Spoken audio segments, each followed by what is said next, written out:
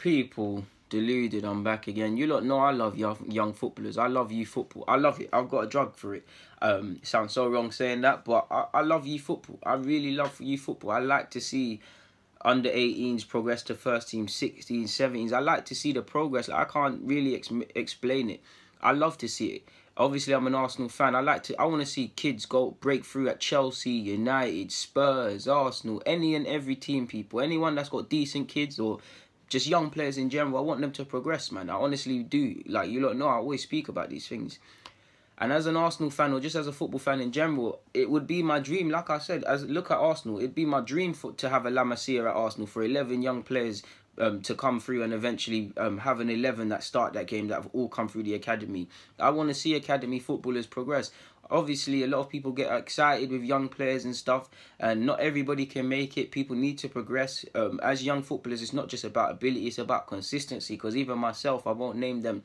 Some players you hear me big up on a regular basis, when I'm watching them at under 18s and 23s level, they're not stepping up at that level. They're not stepping up the gears to progress to first team. It's not about ability, it's about grabbing games by the balls, and everybody knows this is the Iwobi show or the Reece Nelson show or the nowadays the Amici show. Every second for the under 23s, he's bossing it. There's some players that have as much ability, I believe, as Amici, but they're not badding it up like him and stuff like that. And they're playing at under 18s and 23s level.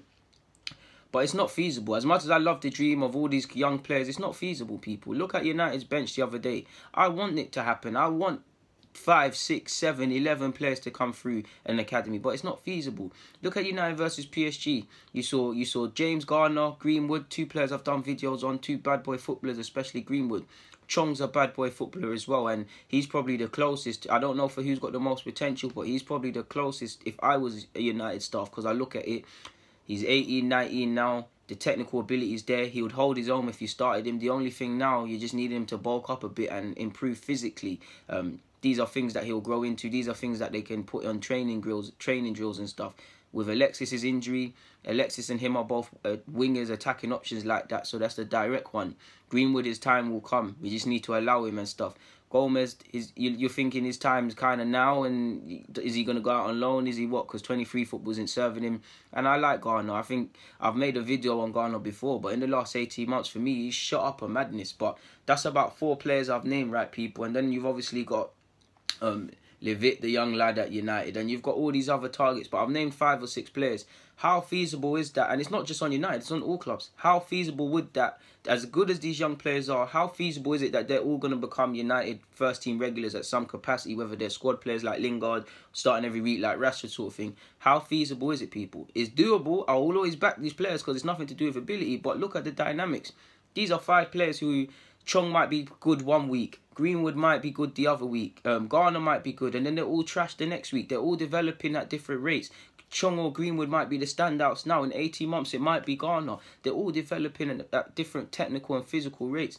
United immediately are trying to get back into the top 4, establish themselves back as being the team in with a shout of winning the Premier League title and so on and so forth. And you've got rivals around them. City have overtaken them of recent. Liverpool are more competitive and have a better squad than them right now. Would United fans or football fans in general be able to recognise and have the IQ to understand that, okay, United, we're not going to be competitive or get competitive at that level anytime soon, but we want these players to develop. Now, these players are going to have good, bad and so-so games. We're not going to go out there and sign these £100 million players. We're going to give these lot time. Most fans would not concede that. They would not concede that, okay, we're giving these lot time to develop, and you would see the results kind of either go like that, or you would see some things go like that, and then you'd see your rivals probably making progress. Most fans would be frustrated.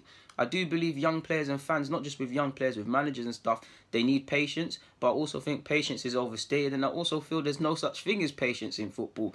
So yeah, how feasible is it? Because United, immediately at first team, you could say they need a winger. If they go out there and sign Pepe, which most fans wouldn't mind, what happens then to these players? Do you see what I'm saying? There is a pathway and things, but how feasible is it? And that's why I'm big on players. As much as the ones I love at Arsenal, I love players at Arsenal. And Arsenal, if you ever want to employ me, don't let me block my blessings. But a lot of the players you see me make videos about, I want them to leave Arsenal. I want them because they only have a right to progress for themselves. I know they all want to make it at Arsenal. They've all been here for time.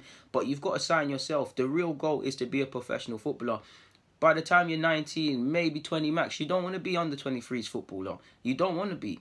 I love Eddie Nketiah. I would, if I was him, I would leave. I want him to make it here. I think he's got a chance. But if you look at the strikers ahead of him, Lacazette and Aubameyang, they're not going to be done anytime soon. And he's of that level now where he's left under 23s, but that's where he gets the bulk of his game time. He flies out with the squad. In fact, he's even in the Europa League at this moment in time.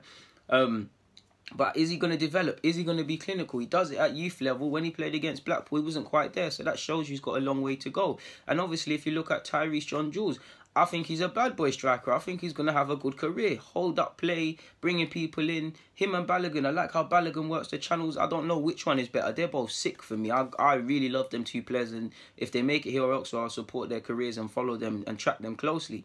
But how feasible is it? I've listed 3 young strikers. There's Aubameyang and Lacazette already within that team. Don't get me wrong, they can still progress. They can still have a go and stuff like that. And I'm not saying they can't make it here because they clearly can. But how much football would you really get?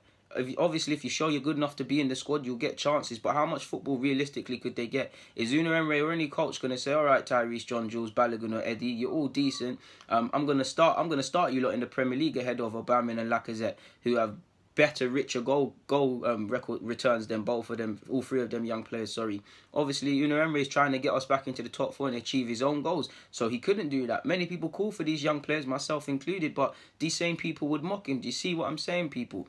I've just said about 3 strikers competing for opportunities that 2 already occupying. 3, it doesn't make sense, does it? Obviously, injuries and all of these things, you can say they can be in the squad, so let's use our brains a bit, people, but you get what I mean. Back to Arsenal. How much young players do I like? I love Saka. I feel Saka, we just, like Greenwood, just allow him in it. He's ready, but he's not. Just allow him. Don't force it in it. Saka, Emil Smith-Rowe, Nelson. Who else is there, man? Who else is there? Amici. There's about 4 or 5 of them. That's about 4 names, people, right? I want them all to progress. I believe there's space for them all. Amici can play on either flanks. Nelson can play on either flanks. And in the 10, Nelson can.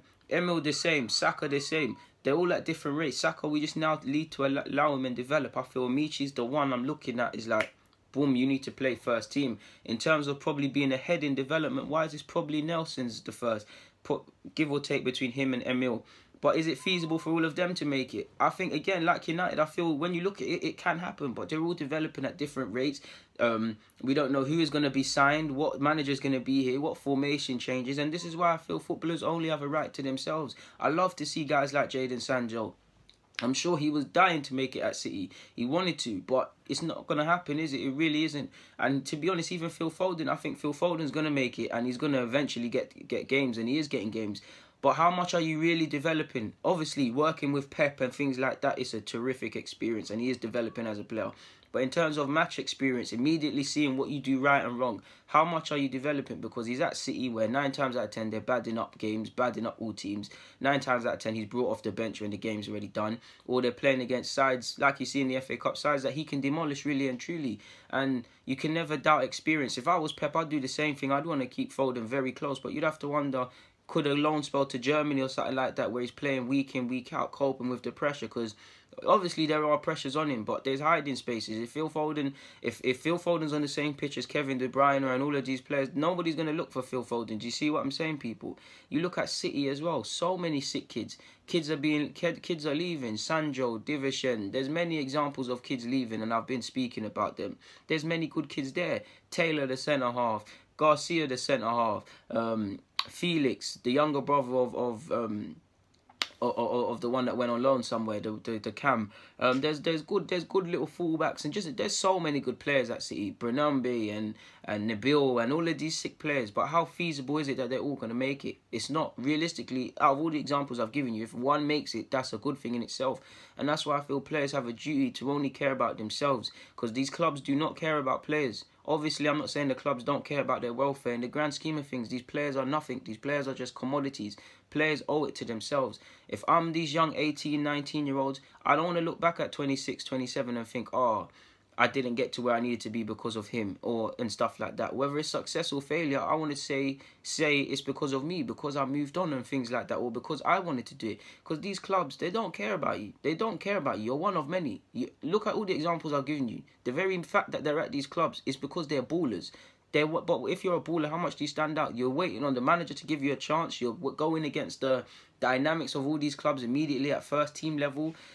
Footballers don't get time. It's a tough game. As much as I want all of these young players at Arsenal and many other examples to progress, how feasible is it? I want Amici, Emil, Nelson, all of these players. They've all got the ability. I want them all to become regulars in the Arsenal side. Or when I look at the squad, I'm seeing pure homegrown talents. That's what I want.